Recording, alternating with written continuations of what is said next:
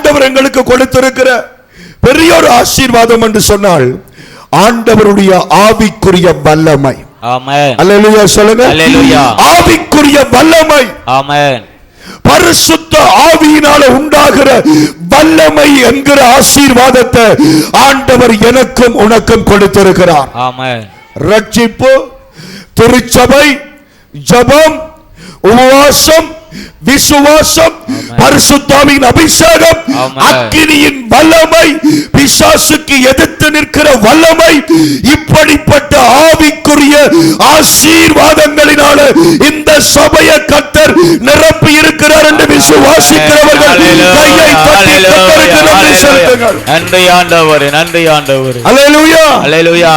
ஆவிக்குரிய ஆசீர்வாதங்கள், விசேஷமாய் பிசாசுக்கு எதிர்த்து நிற்கக்கூடிய ஆசீர்வாதங்கள். அதனாலதான் இன்றைக்கு நான் நினைக்கிறேன், கொழும்புல இருந்து அங்களை பக்க தேசத்தில் ஒரு தாயார் போன ஞாயிறு வந்தார், இந்த ஞாயிறு வந்திருக்கிறார்.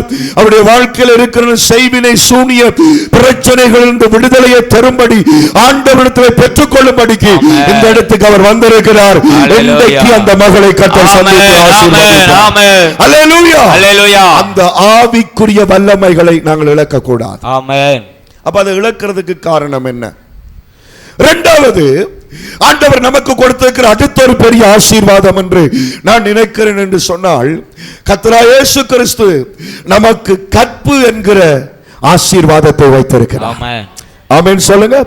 ஒவ்வொரு ஆணுக்கும், ஒவ்வொரு பெண்ணுக்கும், ஒவ்வொரு வாலிப பிள்ளைக்கும், ஒவ்வொரு வாலிப சகோதரனுக்கும், திருமணம் முடித்த ஆண்களுக்கும், திருமணம் முடித்த பெண்கள் ஒவ்வொருவருக்கும் கற்பு என்கிறதான அந்த சரீர பிரகாரமான அல்லது தேவனால் அந்த என்னன்னு சொல்லுங்க, உன்னுடைய திருமண மஞ்சம் ஆசீர்வதிக்கப்படும் என்று சொல்லப்பட்டிருக்கிறது போல, அங்கே திருமண மஞ்சம் என்று சொல்லப்படுகிற கட்டில்கள் அல்ல, திருமண படுக்கைகள் அல்ல, நம்முடைய கற்போடு தொடர்பட்ட ஆசீர்வாதங்கள். அந்த ஆசீர்வாதங்களை தேவன் நமக்கு தந்திருக்கிறார். அதை நாங்கள் இழக்க கூடாது. ஆமென். தேவ பிள்ளைகள் கர்த்தருடைய வல்லமை இழக்க காரணம் என்ன? கர்த்தர் கொடுத்திருக்கிற கற்பு ஆசீர்வாதங்களை இழக்க காரணம் என்ன? மூன்றாவதாக, ஆண்டவர் நமக்கு இந்த உலகத்திலே வாழ்வதற்கான பொருள் பண்டங்களை கர்த்தர் கொடுத்திருக்கிறார். ஆமென். ஆமென் சொல்லுங்க. நேரம் பார்க்கிறதற்கு மணிக்கூடு கொடுத்திருக்கிறார். ஆமென். ஆமென் சொல்ல மாட்டீங்களா? ஆமென். எழுதுவதற்கு பேனை கொடுத்திருக்கிறார். ஆமென். இது என்ன விலை பேனை?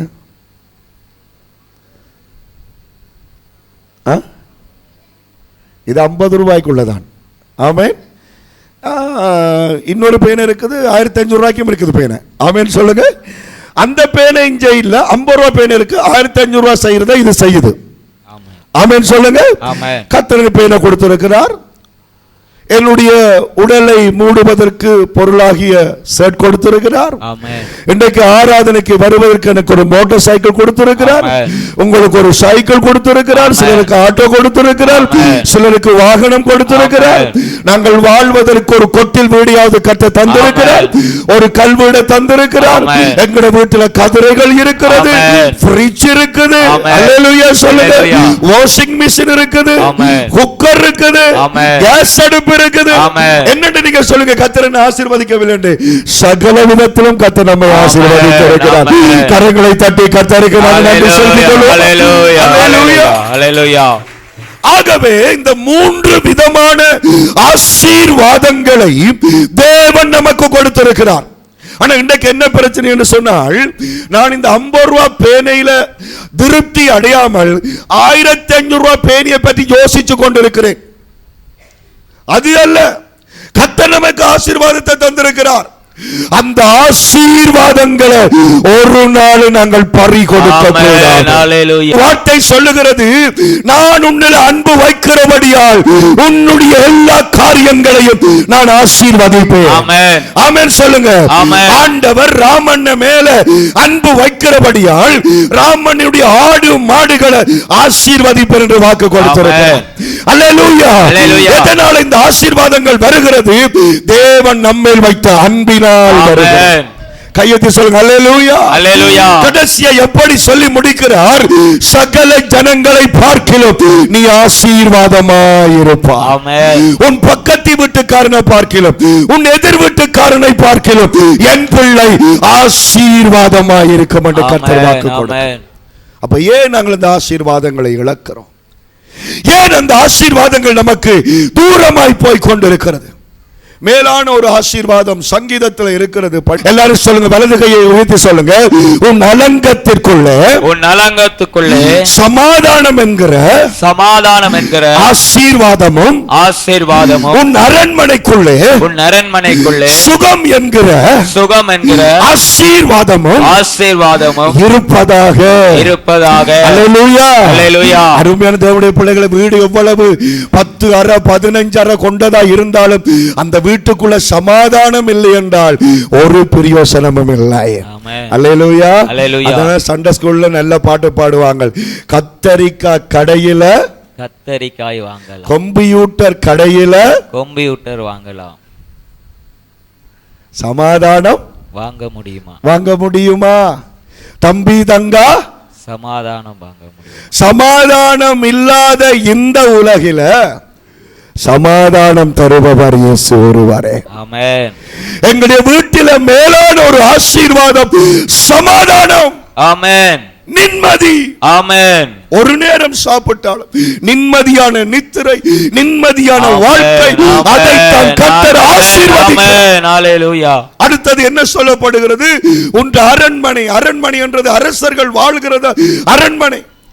அது அரசர்கள் வாழுகிறது, அவங்களுக்கு அரண்மனையாக இருக்கலாம். நானும் நீங்களும் இருக்கிற அந்த வீடுதான் எங்களுக்கு அரண்மனை. ஆமென். அப்ப ஆண்டவர் சொல்லுகிறார், அந்த அரண்மனைக்குள்ளே என்ன இருப்பதாக? சுகம். சுகம் இருக்கட்டும்.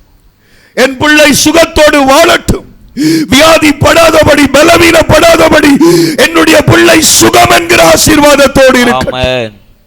அப்ப ஏன் அவைகளை நாங்கள் இழக்கிறோம்? ஏன் அவைகளை நாங்கள் பறிகொடுக்கிறோம்? ஹல்லேலூயா, ஹல்லேலூயா. வலது கையை உயர்த்தி சொல்லுங்க, கர்த்தாவே என்னோடு பேசுங்கப்பா. கர்த்தாவே என்னோடு பேசுங்க. கர்த்தாவே என்னோடு பேசுங்க. கர்த்தாவே என்னோடு பேசுங்க. ஹல்லேலூயா, ஹல்லேலூயா. முதலாவது எனக்கு அருமையான தேவனுடைய பிள்ளைகளே, கர்த்தர் நமக்கு கொடுத்திருக்கிற இந்த ஆவிக்குரிய வல்லமைகளை, தர்மராசன் உங்களுக்கு ஆண்டவர் ஒரு அபிஷேகத்தை கொடுத்திருக்கிறார். ஆமென். ஆமென் சொல்லுங்க. ஆமென். ஆண்டவர் உங்களுக்கு தன்னுடைய அக்கினியின் அபிஷேகத்தை கொடுத்திருக்கிறார். ஆமென். அந்த ஜெபத்தினால், அந்த விசுவாசத்தினால இந்த உலகத்தை ஜெயிக்கிற வல்லமையை கர்த்தர் தந்திருக்கிறார். ஆமென். அப்ப அந்த ஆவிக்குரிய அபிஷேகத்தை நாங்கள் இழப்பதற்கு காரணம் என்ன? முதலாவது, ஆவிக்குரிய ஆசீர்வாதங்களை நாங்கள் பறிகொடுப்பதற்கு காரணம் என்னவென்றால், நியாயாதிபதிகளிலே 15வது அதிகாரத்திலே நீங்கள் நில்லுங்கள். 16வது அதிகாரத்திலே